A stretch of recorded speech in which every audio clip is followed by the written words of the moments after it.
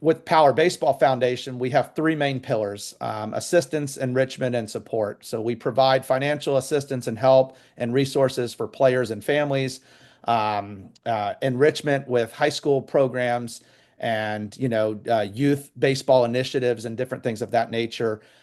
With some stuff that we've done in the past, and then support. We're just helping players, regardless of their financial barriers. And look, I don't really want, I hope this doesn't come off the wrong way. There are families who struggle and who need, full financial help, scholarships, different things like that. We can't scholarship everyone, but I also wanted to help, families that were quote unquote in the middle class, because, that's where I've been a large part of my life. And I say that, so how do we offer services and initiatives to help them? And one of the things that we have done is kind of brought fundraising into travel baseball.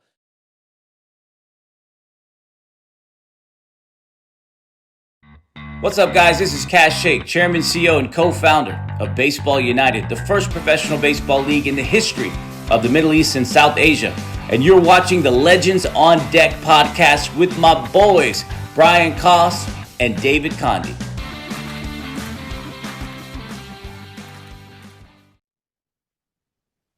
Welcome to episode 101 of the Legends on Deck podcast. I'm Brian Koss, along with my co-host, David Condi. David, we made it. We're heading into our next phase here. I would say going up the mountain, right? Yeah. We got the peak, but our next peak is 200, 400, so there's no peak. It's just like a ledge. It just keeps going, man. It just keeps going.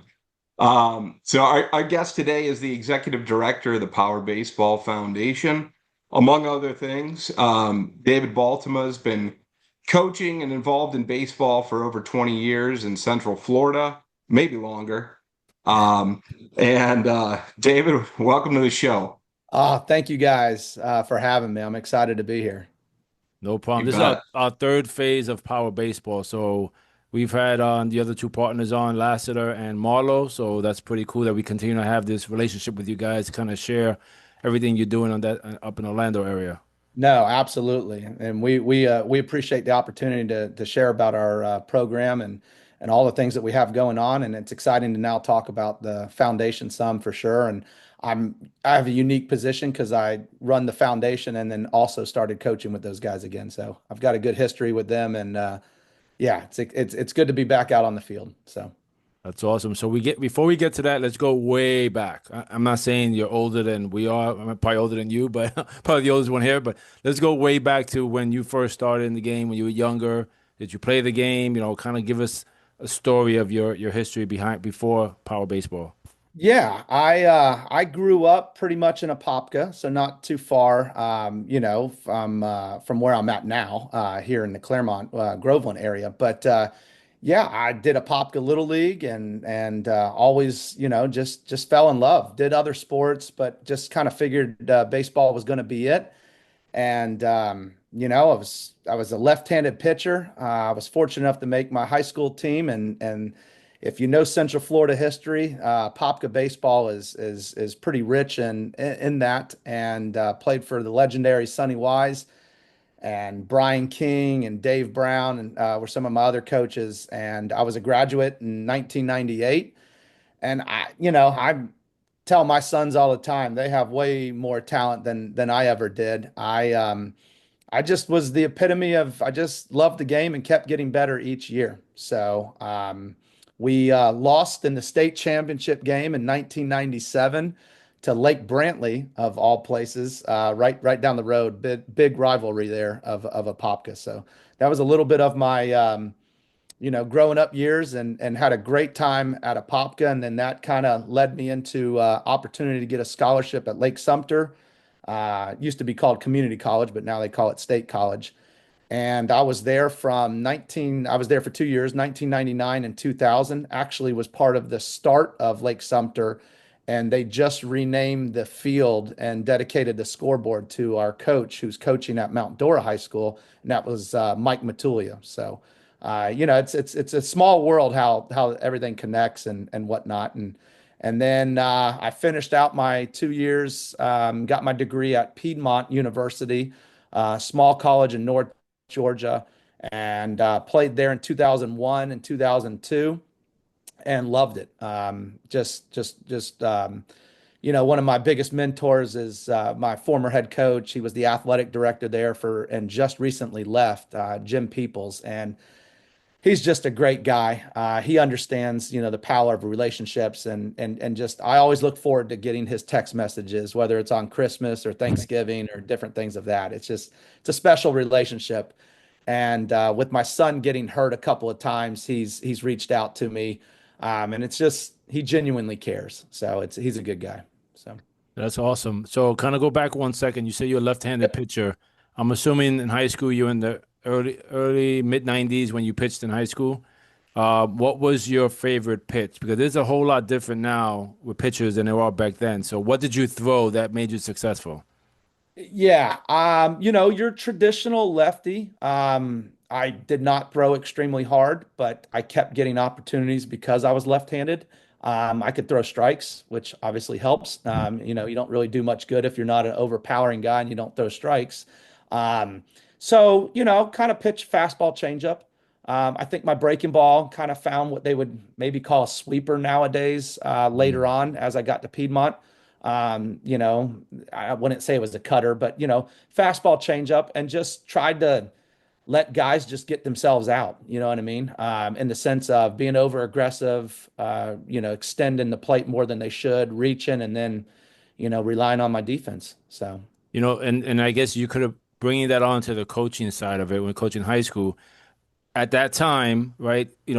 Whenever it started, you pretty much are bringing that philosophy in, which me and Brian talked about this all the time.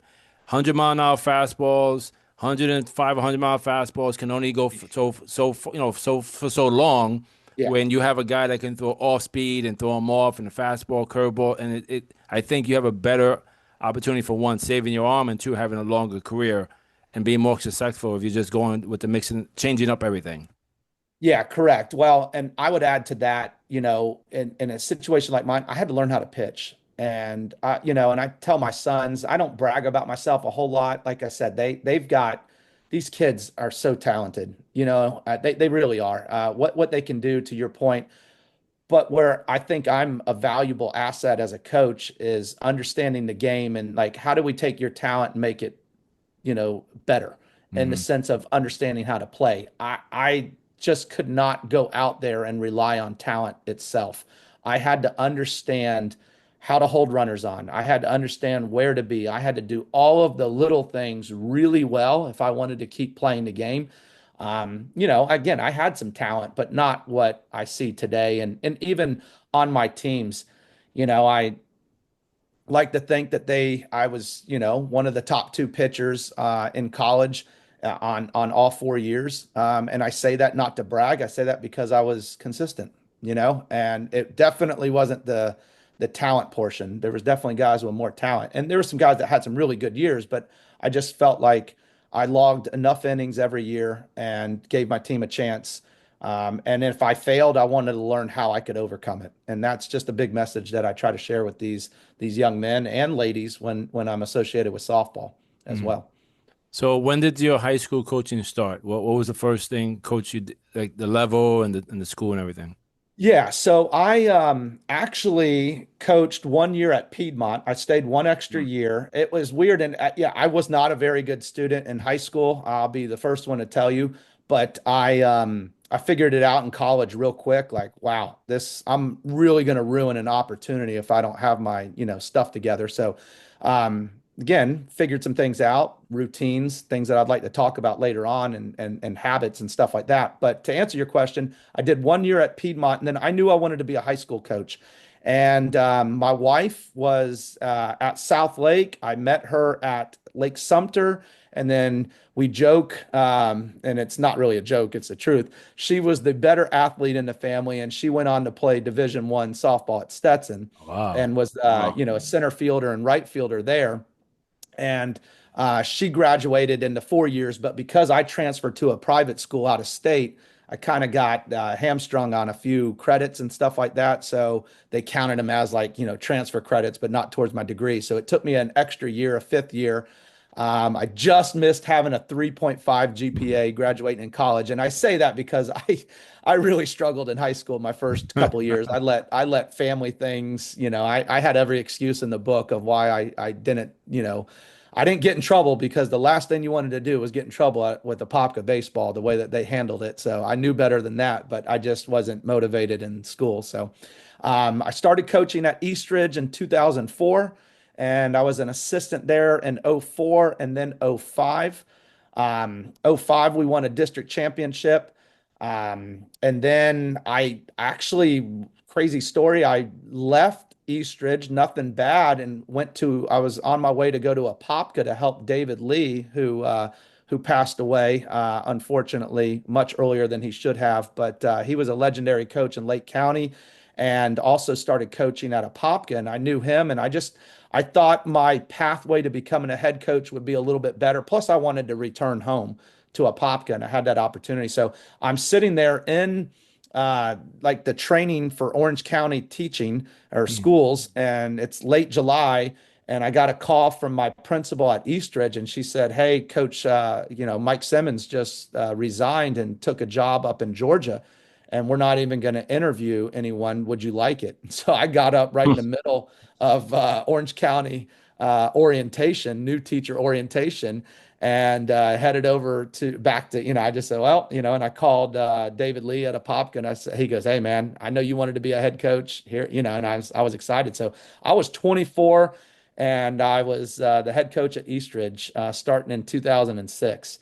And lo and behold, that's when, Claremont was just booming with growth. I would argue that it hasn't really stopped. It's just expanded over to Groveland and Mineola and whatnot. But they moved Eastridge.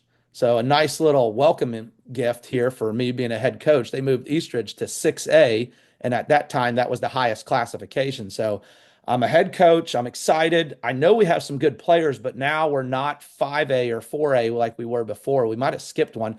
We jumped all the way to 6A. So you're in there with a Popka, who, you know what I mean? And now you're in there with West Orange, and what Jesse had going on was crazy.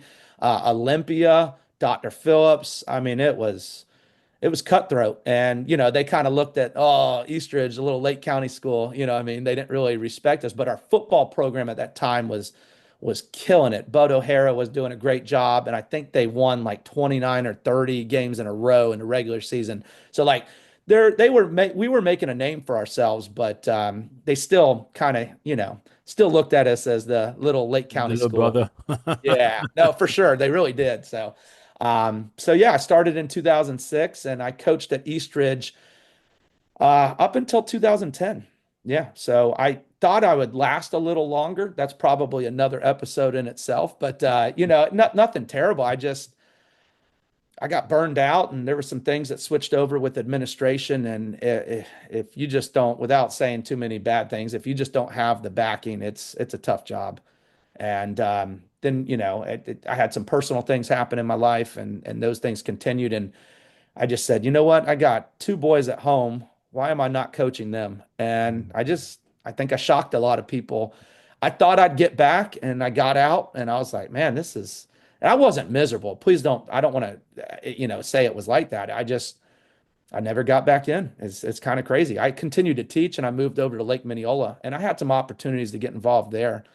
But I just said, I'm having too much fun coaching my own kids, and I don't regret it one bit. I really don't. So it is different when the opportunities are there for you to take, but then like you said, you have your boys at home, and you can kind of push them into where you feel like they could be at, and no one could blame you. You're a father. Like, yeah, I in a heartbeat. Like I tell Brian all the time when I first started Legends on Deck, I had a chance to follow teams and cover games and everything. My kids were younger, and my oldest one came up to me in Target and showed me the hat, the helmet, and the bat. He wanted to play baseball. I said, "There you go. I'm done." I mean, I still did my Legends on Deck stuff, but I wanted to focus on him.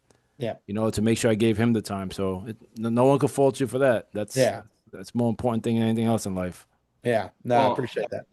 On top of that, I mean, we've talked to, a dozen, maybe we've had half a dozen or a dozen high school coaches on this show, and when I talk to guys, I'm always astounded by the time commitment and the just the dedication it takes to coach high school baseball. It's just so underappreciated what all those guys are doing on a day to day. It blows my mind, frankly. Brian and Dave, it really is. And I've got some friends that got out of it, and then I got some friends that are still in it. And Yeah, I just respect them because it's tough. I mean, you run a program and you get people to buy into a philosophy, and then you literally just got to start over every couple of years because you got a new crop coming in. And look, it's tough being a parent too. It is. But you only know what you know, right? And that's it's a lot of people just come in there and they don't understand it. And I work and my job is now travel ball, and I'd like to think power is a little different with how we go about things, with some of our transparency and education. And it doesn't mean we're perfect, but we really work on that end. But there's just so much out there, and again, the talent's there, but they come in with not truly understanding how things go and understanding how culture should work. And it's they're sometimes they don't want to learn, they just want to go right over your head. And it's tough with principles and different things like that. And it's not an easy job. And then you add in there, they're not getting in Florida, you don't get paid very much. I mean, it's one thing if yeah, you're you're putting up with something and you're getting really compensated well. It's like, all right, that's part of it. But when you're not, when you're the field guy, you're the fundraising guy, you're the concession stand guy, it never ends. And then, then you got to win ball games, and and who do you have on staff? Because you're not getting paid much. So what do you think the assistant coaches get paid? right. I mean, peanuts, so to try to get a good staff, because you can't do baseball or any major sport, by yourself, or with one or two people. It's a challenge, so Yeah. Yeah, it's some major dedication for sure. And yeah, I don't know how they do it time wise and commitment wise, and like you said, field maintenance. I mean, everything. So on the coaches really.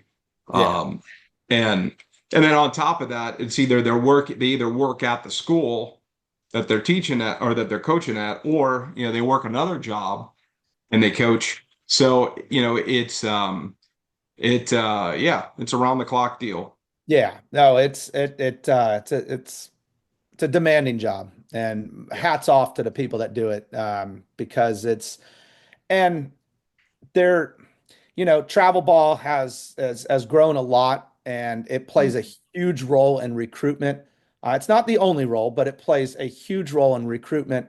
But there's nothing like high school on a Friday night playing against across town, and there's people all in the stands, and the game matters. And let's just say it's in the district tournament, and you win, you keep playing, you lose, you're done. Like, you know what I mean? Like, there Yeah. isn't like a season actually comes in. And in travel ball, yes, the season's come to an end. I just experienced that with my son this past weekend. But there's just so, especially at the youth age, and I would, as we get into it, I don't want to jump ahead, but I would just caution people of play, play, play, play, play. There is a thing called burnout. There is a thing that, the kids don't value. It's just another game. And in high school, to me, it's not just another game. It really holds a value and pride and different things of that. And it should. And I would say in the vast majority of these programs around Central Florida, they do a really, really good job of that. And that's why you see so much talent coming out of Central Florida and the state of Florida in general. Oh yeah. Yeah, we've definitely covered some of that, and it just keeps growing. So I wanted to make a comment and then turn that into a question.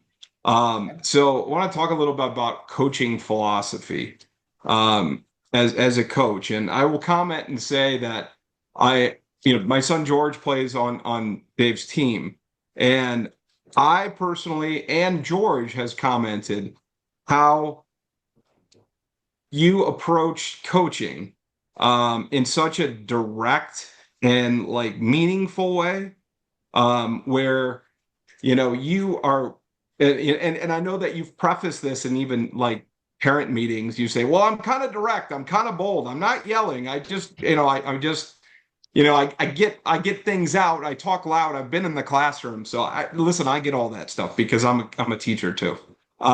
So, um, but it's unique because I haven't seen a lot of youth, and we're talking 10U on our side, but I know you coach older kids as well. But kids, I think your philosophy, at least from what I see, is you focus on a lot of little things that are important in the game that the kids wouldn't normally get taught. And you're also not afraid to be as direct as possible so that they know what they're doing, what they're supposed to be doing, and just, kind of like, hey, you didn't do that right, do it again. Let's that kind of, on the spot correction, which I think is very helpful to young ball players. And my son personally really likes it. He told me one time on the way home from practice in the car, he said, Dad, he says, this is the best coaching I've ever had. He said, I'm actually learning a lot. So I said, well, good, because I'm like, I know that some kids might not react to it that way, but just wanted you to kind of share your approach and, the things that you focus on.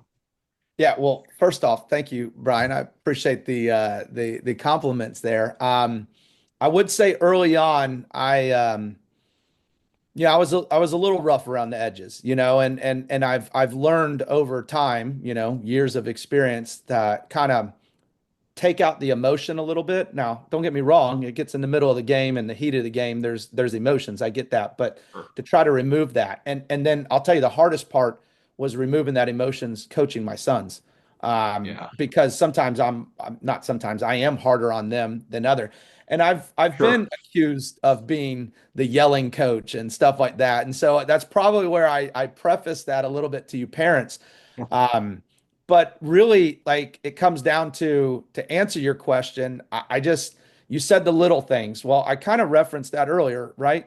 I had to do all of the little things well to stay on the field because my talent wasn't so,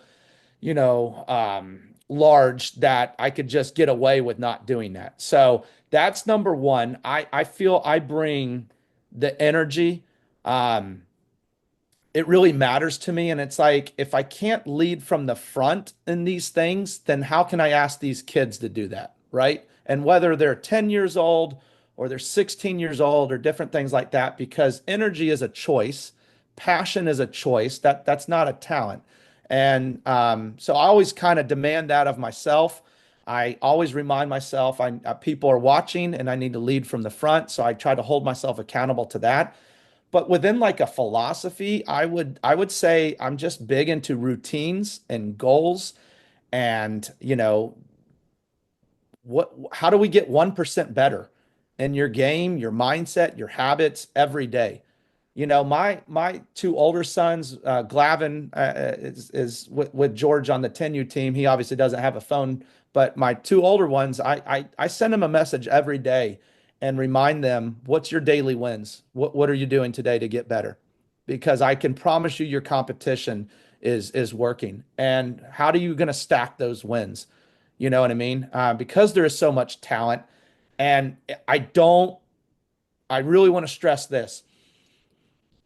People shouldn't compare themselves because everybody's journey is different. I couldn't make the 12U All-Star team in a Popka, and it drove me crazy. And I remember being devastated. And my dad, who was not a very big into instruction and baseball and stuff like that, but he just said, well, get better. And it sounds so cliche, but he just said, stop worrying about what you're doing now. What are you doing 3 months from now? What are you doing 6 months from now? How are you going to get better? He didn't really know how to teach me how to get better in baseball, but he motivated me to work hard. He motivated me to choose to be tough, to handle failure. And so, when these kids are 8 to 15, 16, 17 years old, there's so much development that can happen in that time span. Every player's journey is different. Some mature earlier. I mean, the puberty war is a real thing on the small field. It is. And I'm not trying to, say that some kid who's killing it when he's 12 means he's going to be terrible. I'm not saying that, but just because he is doing really well at 12 does not, I have an interesting perspective. I'm one of the, Jesse's in that category. I see kids playing at 9 and 10, and I see kids playing at 16 and 17, and I see it on back-to-back weekends. And just because a kid's a 12-year-old phenom does not mean he's going to be a phenom when he's 15 or 16. He could be, but he's not guaranteed because everybody's journey is different. So the best thing a player can do is just focus on themselves, focus on what they're doing each and every day, utilizing resources that are available to get better. And, my thing is to remove emotion and just understand that, to sell to these kids and to these parents that I'm coaching that I'm trying to be genuine. I believe in being challenged because when you're challenged, you can find something in you that you might not know about and that you're like, wow, I had more in me than I realized. And I feel in today's society, if as long as you're challenging them the right way, I just feel in today's society that doesn't happen. And baseball is the ultimate game. So much as a pitcher, it's such a lonely place when you're not doing well. It's an island, Yeah. and it can be really, really tough and difficult. And it takes overcoming failure. So, those are in a nutshell some of the things that I believe in and that I preach, and that I think it's important that when I put my head down on the pillow, am I demonstrating and being accountable to the things that I'm asking of my players? And even if they're 8 or 9 or 10 years old, you know what I mean? Because Yeah. how can I ask you to do something if I'm not really demonstrating it myself? And I think that's how I've been able to be successful and win over some parents to say, okay, man, he's a little tough at times, but I know where he's coming from, and it's coming from the right place and the right heart, and I appreciate it, as opposed to, just taking the perspective of it, reading it the wrong way. So, Right. Well, it's very refreshing to hear everything you're saying. And don't take this the wrong way, travel baseball, what everybody thinks about travel baseball, but your perception is more like, and I'm not saying, everyone thinks the same way, but I'm that type of person. I never liked travel baseball in the beginning. I always wanted to keep my kids like grounded and say, hey, let's just see where you go. And I did travel baseball later when they got older, when I felt like they can appreciate it more and maybe had the talent to compete on that level. But everything you're saying is correct. Like mostly, like even with parents, they think their kids are the next star of the game and the next this and next that, and they put them in all these teams and they put all these promises out there. But from what I'm getting from what you're saying, that you're a little more grounded. Like, hey, you can be that guy, but you may not be that guy for a little bit. But let's work with that. Let's help you get to that point. And the yelling and everything, I yell too. But it's like you said, it's direction. Listen, I've heard coaches they would curse at the kids, and I would say, that doesn't help. The direction is different. Maybe they don't have that direction at home. Not that George doesn't, because I know he does, but but maybe some kids don't have that direction at home, and you're the adult figure. You're the one they're looking up to, and they're going to listen to you. And then as they go along, they're going to always remember, like, wow, he kept me where I needed to be. Because a lot of coaches are just about the wins, and we don't win anything unless the kids are winning, unless they're developing the right way. correct. No, and David, I couldn't agree more. I love the win. I don't always handle losing well, but I try to again go back to the perspective is what are we really winning at here? And it's going to sound cliche, but it's, we should be winning in life, and we should be winning in relationships, and we should be, winning with setting the example and standards. I talk standards. I just, you rise or fall to the standards that are set, you know what I mean? Or held to them or to whatever degree. And I couldn't agree with you more. I try to always remind myself, and I have little sticky notes on my desk and around my computer. I'm even looking at them right now that, relationships matter. Perspective matters because it can change and it allows you to kind of see things with a different lens, and that is needed at times. You mentioned how you've coached other guys that have gone pro, and they're gonna remember you, right? Some of those kids that you're coaching may not get to professional level. They may not, but you're preparing them for to be grown adults, to be men, to the softball, to be young ladies. They're gonna be respectful in life. And I tell my kids all the time, even the kids I coach, in life we lose, but we have to face adversity. What do we do when we lose? Baseball teaches a great lesson. If you lose, you're gonna lose or you're gonna win. Something's gonna happen. You're not gonna win all the time, but when you lose, how do you come out of that? What are you thinking about? How do we get beyond to get back to where you want to be and continue to grow? So I think it helps, getting the youth ready for what life comes at them later. I think baseball is a great tool for that because Absolutely. And I would add to what you just said that one of the things that I heard and stuck with me, there's winning, there's losing, and there's learning. Mhm. And I try to be a constant learner, not just baseball, but in life. And like, okay, hey, and I was joking because I told and look, I've had those moments, and I told the parents in the parent meeting, and my kids were laughing. They're like, "You're really going to say this?" I said, "Yeah." I said, "I've had those moments where the ride home was not pleasant, and I let my emotions get the best of me. So I'm not sitting here acting like on this pedestal that I have everything figured out. And those are times I regret. And if you don't take that and learn from it, then you're just going to keep repeating it. And that's why we have kids leave the game, or you have kids that lose interest, and different things of that nature. And like I said, it's one thing coaching somebody else's kid. It's another thing being a parent, or being a parent and a coach of your own kid, and you see something in them. But this game's hard. Life is hard, and it's just, but you get knocked down, you can pick yourself back up, and that's the motto. So. Yep. Yeah, I wanted to use a quick example. So we were thinking the other night, I was sitting through the 15 inning marathon with the Tigers and Mariners, Yeah. and I'm a big Tigers fan, so it was a little painful. But a good example, you were talking about base running at practice a few weeks ago, and your advice was you don't have to be the fastest guy. You got to be a good base runner, right? You got to read the pitcher. You got to read the situation. Great example. Josh Naylor is on second base, hits a double, which first of all, is a great piece of hitting because he just stuck his bat out there and took a double to left field off Tarek Skubal, because that's all you really need to do off Skubal. And he's at second base, and the crowd is crazy in Seattle, and it was so loud. Skubal didn't even notice he was going to steal third base. He takes off, at the pitch, and he's third base. Next hitter knocks him home. It was excellent base running. And then I come to find out Josh Naylor has 30 stolen bases.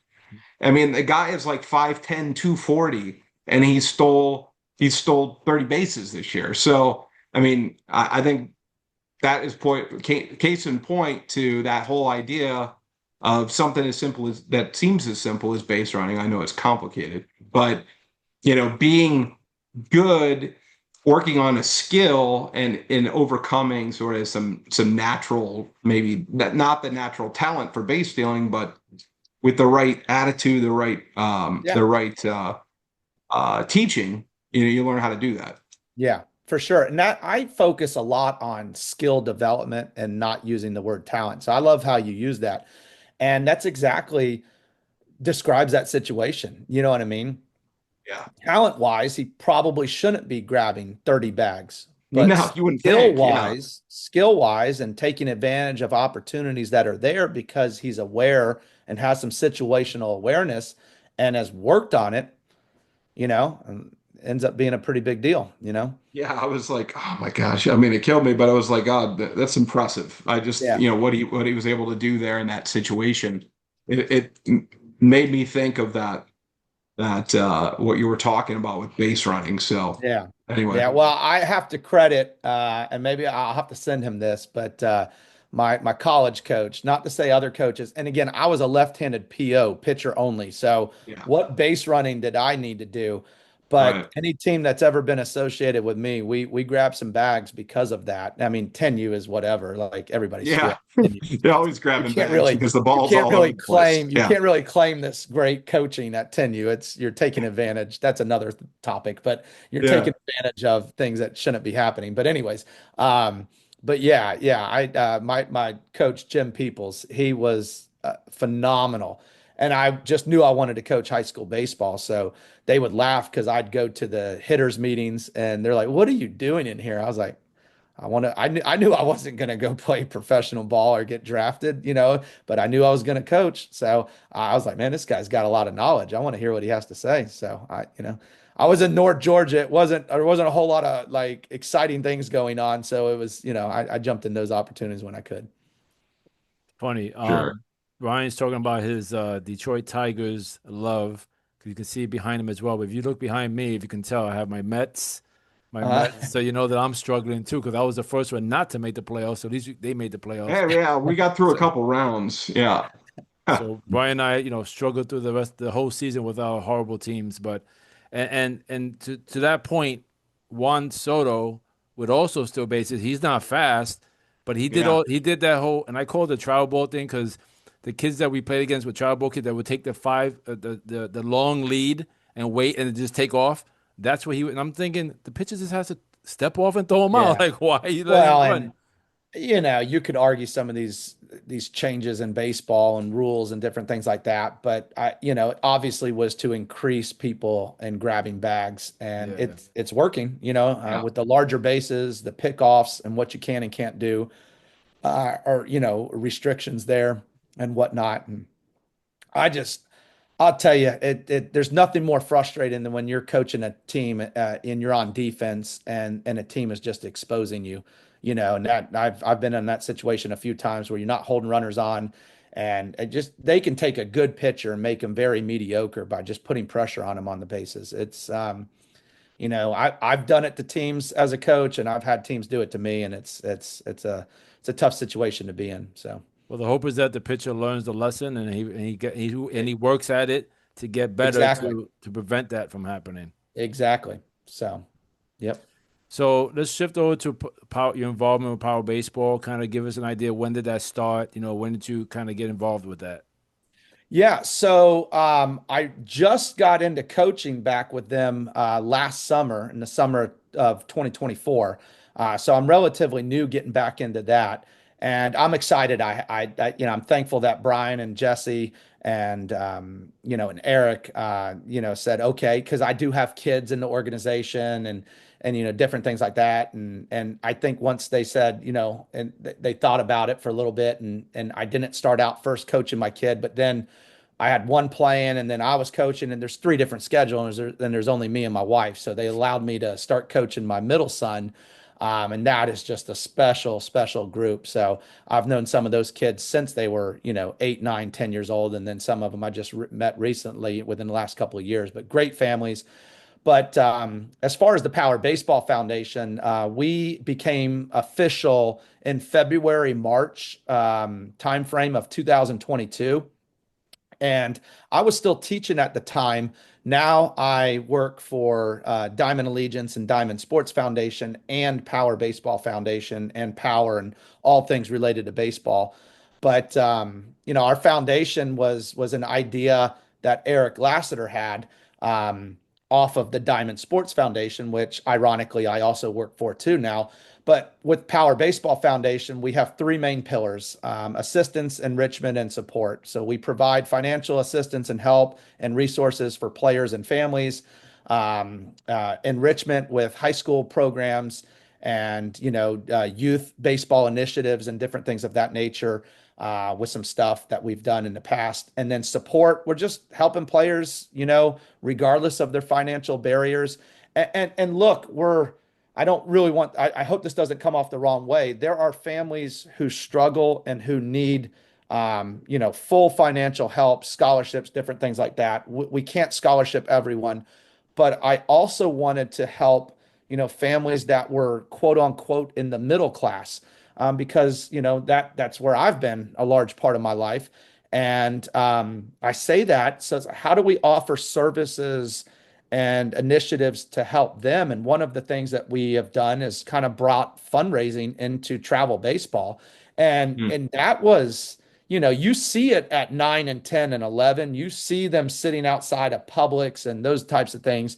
We don't do that with Power Baseball Foundation, but what we do is give them an opportunity to crowdfund, and that money subsidize their player fees. And some families, it is not for them, and we don't force them to do it. They're like, no, I'm not comfortable doing that. Okay, it's a value add option. If you want to do it, some families cover their entire player fees, and it's not a scholarship that they get. We provide the service and the platform, and we've recently partnered with a company called Vertical Raise, and that has been a great partnership. And now they're going to be handling the fundraising side. That kind of it frees me up on some things, because fundraising really took off and became a large part of it as far as me creating these platforms. But now I just let them do it. And it's a really good value add. We also do player sponsorships where they can solicit businesses. If they don't want to do like the crowdfunding online, they can just have their son, and it's a great leadership moment.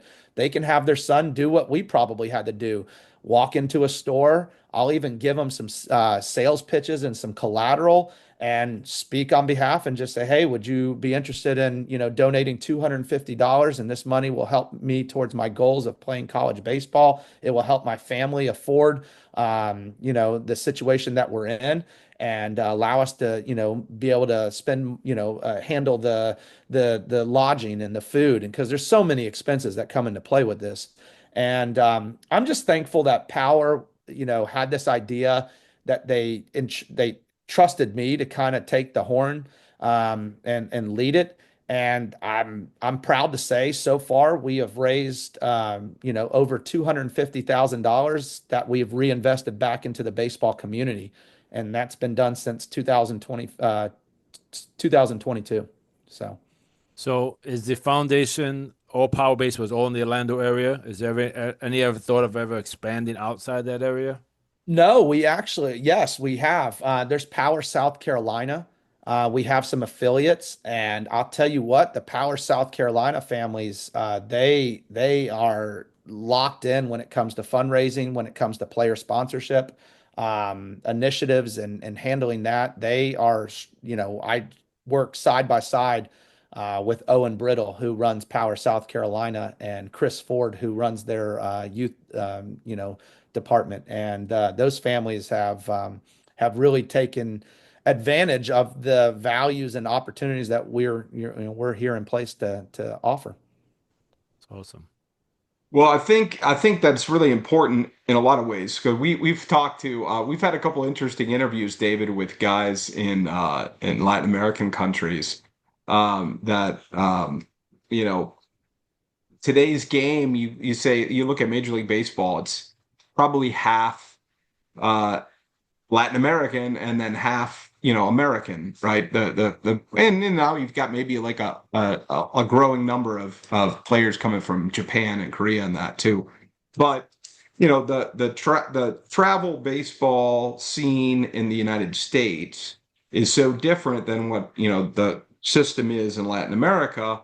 So you have to, if you're looking to play college baseball, get drafted at a high level at the game, you're going to be involved in the realities of the market. Is you're going to be involved in the travel baseball scene, to get scouted, to get in front of scouts, to get to colleges, to get to all those things. It's the reality that we live in.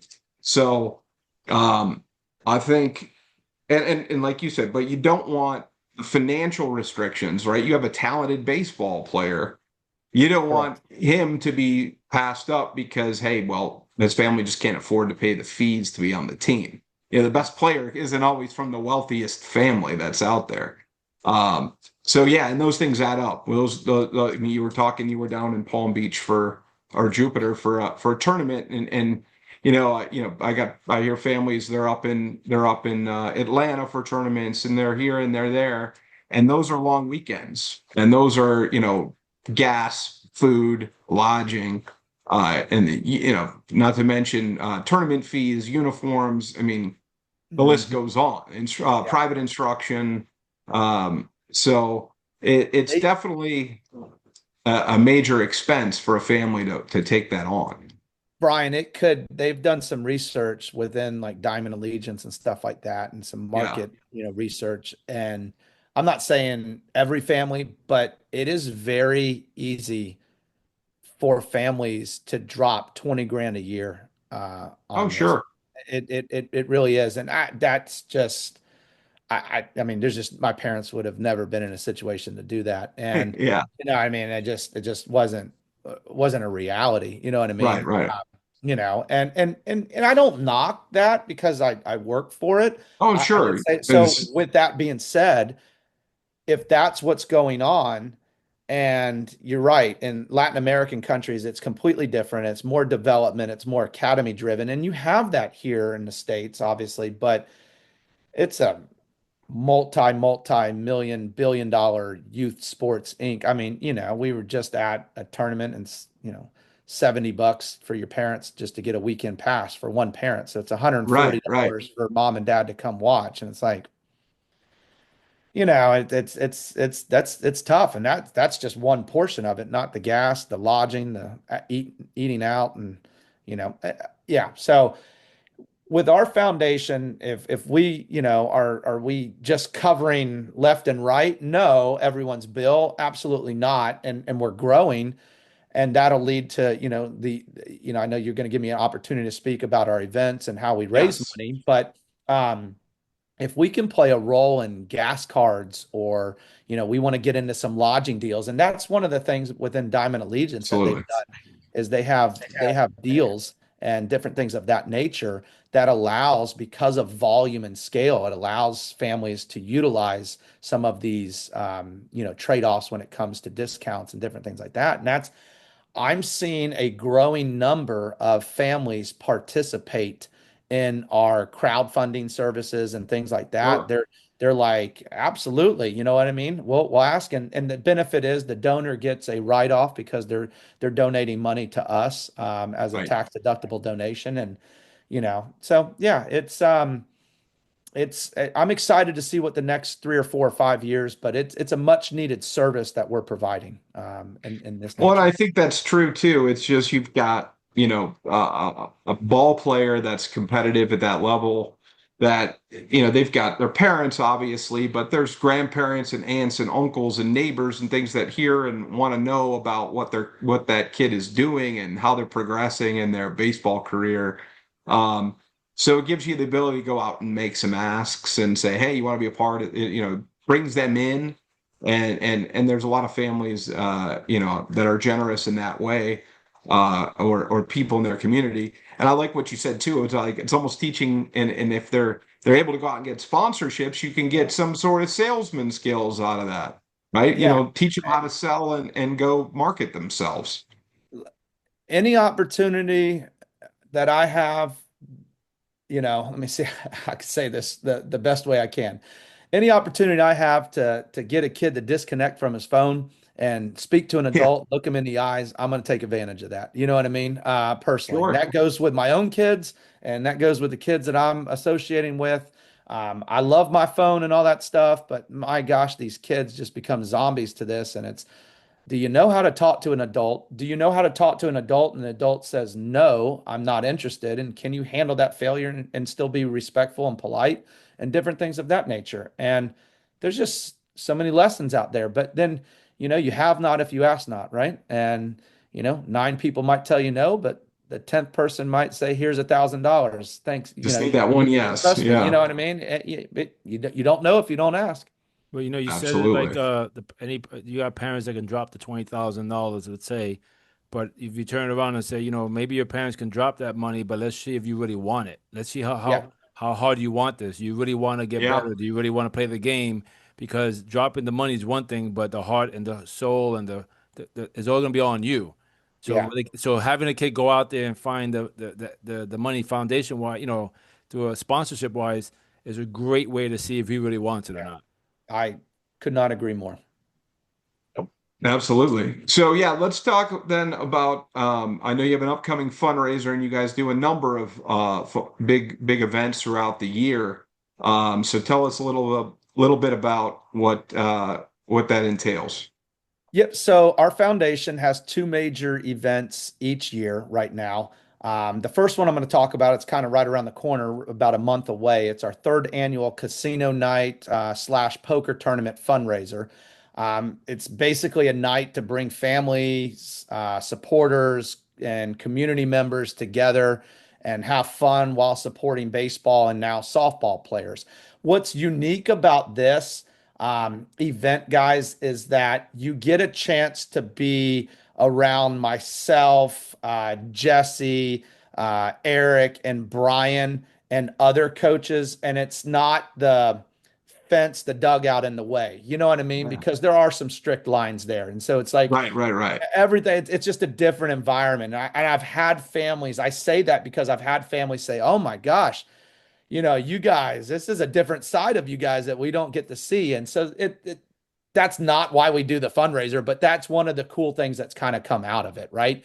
A lot of our families participate, and we try to be careful. They're already paying customers, so we don't want to seem like we want them to have a good time, but we don't want to seem like we're hitting them up for donations. But it's like, who do you know in the community that would say, "Hey, I like what these guys are doing. I believe in their mission. They're doing things the right way.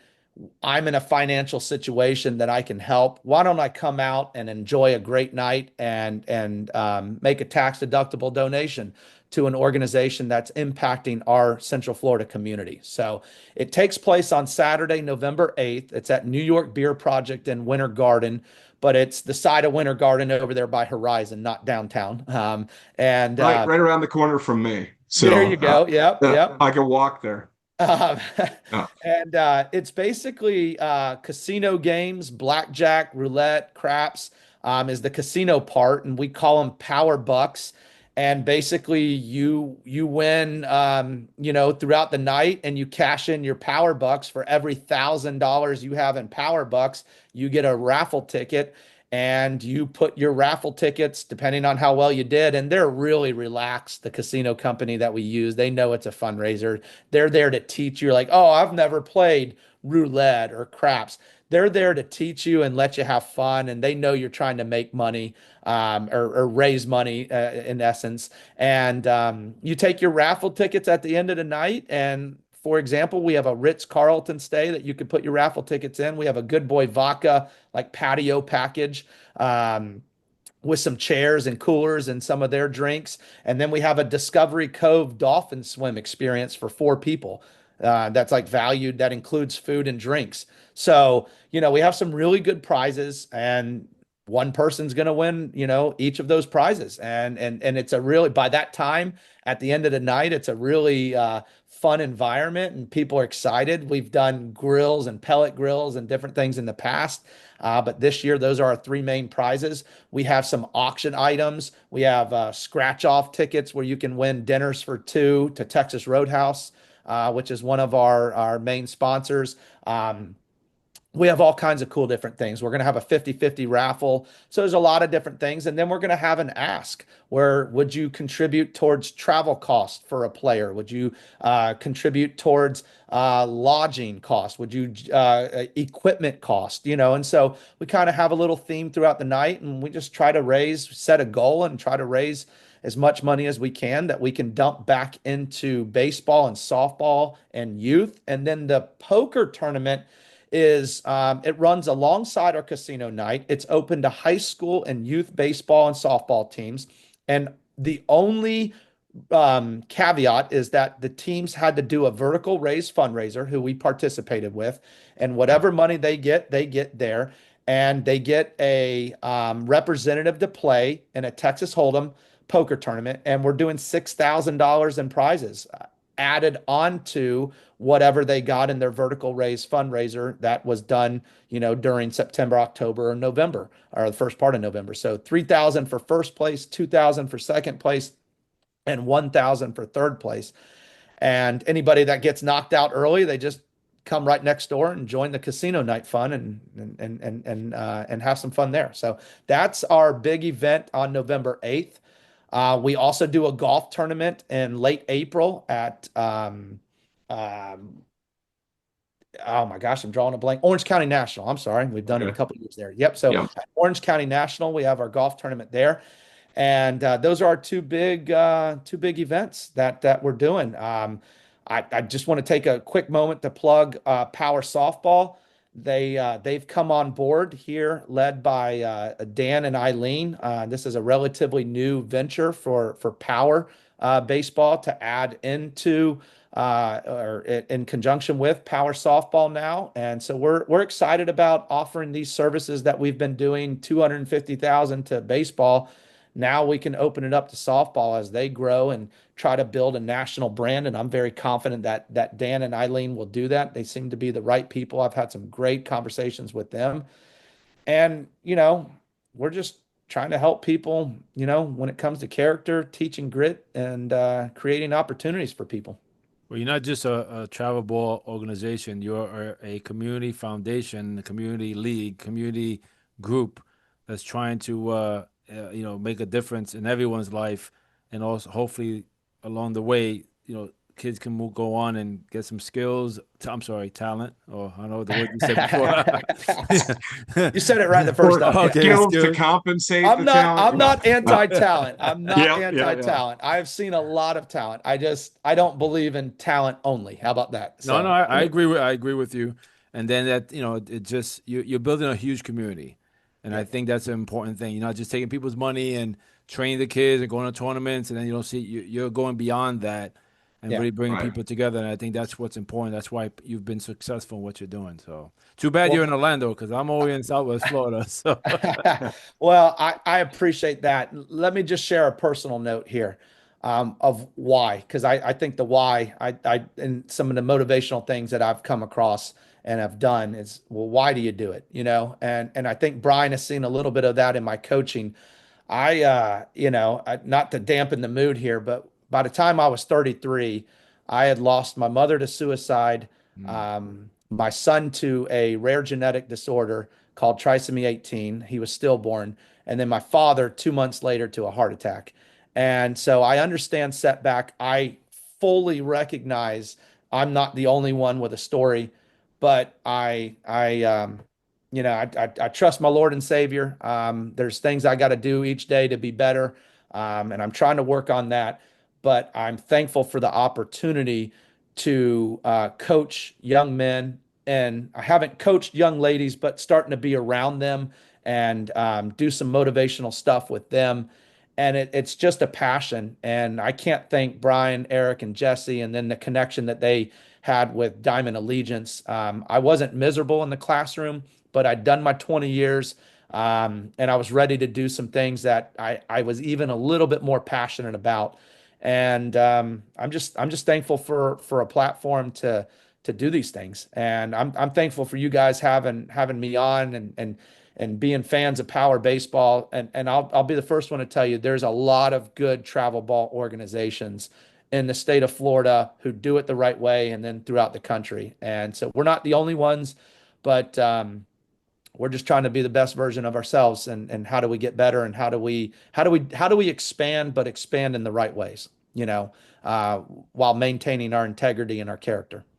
well, first I want to say sorry for your losses and what you had to go through, but the point right there, God has brought you through that, so that now you can teach the youth how to fight through adversity and get to where you Yeah. want to get to. So you Yeah. have that experience, so you speak whatever direction or yelling you're doing with them, you have something behind it to say, Yeah. hey, I get it, I understand it, but this is how I got through it, and it's how I'm gonna help you get through it. So Yeah. Well, thank you. And I say that not to, like I said, to dampen the mood, just it's all that, good.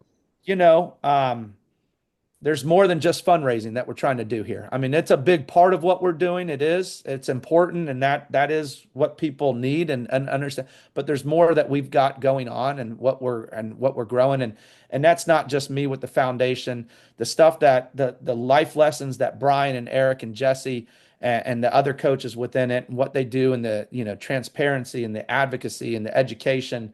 And it's a tough world out there trying to get your kids into college baseball, and it's not easy, but these guys do a great job, and they're constantly teaching, and that's why I want to be around them, because I'm just passionate about that.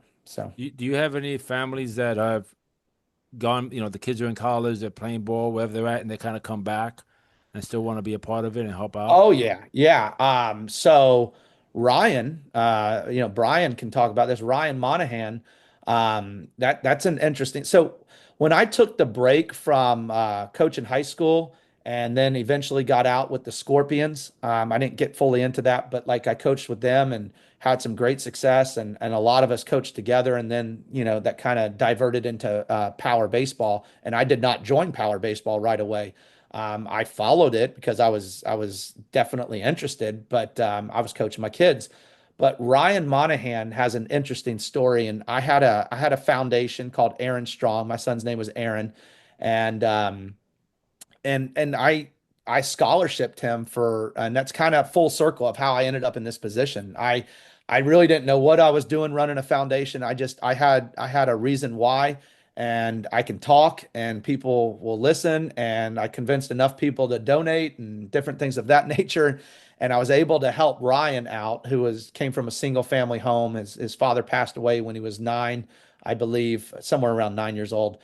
And it was tough on his mom. And his mom's on my board with Power Baseball Foundation. She's a believer. And so that one just sticks out to me. And now Ryan is employed through the Power Baseball Foundation. He does some other things too, but he's right out of college. He played for Power, did not play for me, but I was scholarshiping him. And I mean, he's a huge believer because little did he know. And one of the things that I would do is I'd take him and his mom out to dinner once or twice a year. And I said, look, I don't mind scholarshiping you, but I don't want it to be a handout. I said, I put out a motivational Monday. Back then I was doing it every Monday. I said, just send me a text and just tell me that you read it and what it means to you. Give me a paragraph just so I know that you're at least, locked in. He did not miss one time. And you know what I mean? And I just said, wow. I mean, I didn't even have to remind him, you know what I mean? And nothing awkward. He was just locked in and super appreciative of it. And I just said, how can we help more kids? And I was a little limited with Aaron Strong, and I did it for 10 years. And Power Baseball, I said, oh man, this is a chance to bring some of that into a baseball network that has 200 families and is growing. Resources are going to be much more available. And I took it and ran with it. So It's awesome. That's great. So, David, Coach, we appreciate you spending time with us today, telling us about your background. Very interesting story, your philosophy, and of course, everything that's going on with the Power Baseball Foundation. We'll do everything we can to support what you guys are doing. Like I said, I live right down the street, so hopefully I'll be over there coming up next month. Check it out. I was there 2 years ago. I was at the fundraiser yes, 2 years ago. yes, that's right. Yep, yep. So it's a great event, and I'm sure it's going to be even bigger. Yes. So I'd like to feel we're trending in the right direction. So hopefully you'll feel that way. But yeah, for sure. powerbaseballfoundation.com. You can learn everything about our foundation. You can get your tickets there. You can subscribe to us on social media and all those things. So we would love any support and that we can get. And I'm just thankful for this opportunity to share not only about our event, but hopefully you can see we're much more than just a fundraising event. But although that's a necessity in this line of work. So I think at the end of the day, what our followers are because we're gonna show all that out there. What they're gonna see is that you're more than just an organization that just plays baseball. It's more. I mean, it's about baseball, but it's also about families and community, like I said before. So at the end of the day, that's the most important thing. And being a God-fearing man and knowing that you want to make a difference in kids' lives. I mean, who doesn't want to be a part of that, especially in the day and age we live in right now? So, yeah. what you guys are doing is it's huge. If you were just another charitable organization, I would tell Brian, I don't want to talk about them. but Brian knows my heart in baseball and youth. Yeah. Youth to me is very important. And getting kids to play the game and hopefully make a difference, and they'll be sitting in your seat one day. Some kid they'll come back and be a part of it as well. Well, and you said this earlier. Statistically, the vast majority of these kids are not going to play professional baseball. We know that, but one, play the game as long as you can, right? It's a game. Love the game, play it. Two, you're going to be a professional, we hope, in something. You know what I mean? So what can you take from your life lessons in the sport? And I know I've taken a lot, and it's constantly evolving. And there's things that I've, didn't do a great job there. Let me get back to my foundational roots and do things the right way. So yeah, that's I think that's what we're about, what we're trying to do. So Perfect. Absolutely. Well, thank for your time. And this is episode 101. And don't forget YouTube, press the subscribe button. You won't Spotify, miss one. You can Facebook, hear us on Spotify, Facebook. We're all over the place. We're thinking about some other platforms that we want to kind of stay. Yeah, people are telling us to expand. We'll just follow the ones we have for now, right? All right, guys. Well, thank you for tuning in to episode 101.